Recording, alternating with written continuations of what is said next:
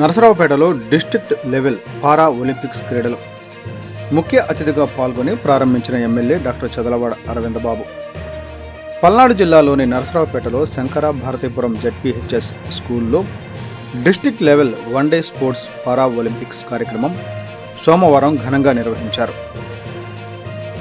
నరసరావుపేట శాసనసభ్యులు డాక్టర్ చదలవాడ అరవిందబాబు ముఖ్య అతిథిగా పాల్గొని సమగ్ర శిక్ష వికలాంగుల పారా ఒలింపిక్స్ క్రీడలను ప్రారంభించారు.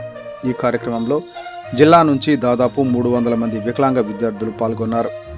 ఈ సందర్భంగా జరిగిన సభలో ఎమ్మెల్యే డాక్టర్ చదలవాడ అరవిందబాబు మాట్లాడుతూ సమాజంలో మానసిక వికలాంగులు ఎక్కువ శాతం ఉన్నారని అన్నారు.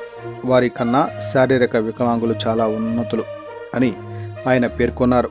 జిల్లాలో భవిత సెంటర్ల ప్రాధాన్యతను వివరిస్తూ ఇవి వికలాంగుల అభివృద్ధి కీలకమని తెలిపారు.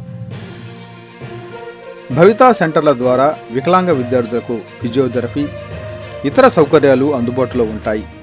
ఉమ్మడి కూటమి ప్రభుత్వం వికలాంగుల సంక్షేమం కోసం చేస్తున్న అభివృద్ధి పనులు, సంక్షేమ ఫలాలు ఎంతో ముఖ్యమైనవి అని ఆయన వివరించారు.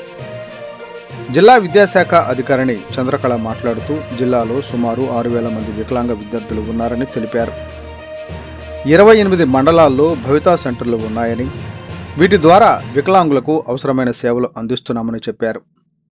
తెలుగుదేశం పార్టీ నాయకులు, ఎస్ఎస్ఎన్ కళాశాల కమిటీ అధ్యక్షులు కపిలవాయి విజయ్ కుమార్ మాట్లాడుతూ జిల్లాలో పారా ఒలింపిక్స్ క్రీడలకు ఉచిత భోజన సౌకర్యం కల్పిస్తామని హామీ ఇచ్చారు.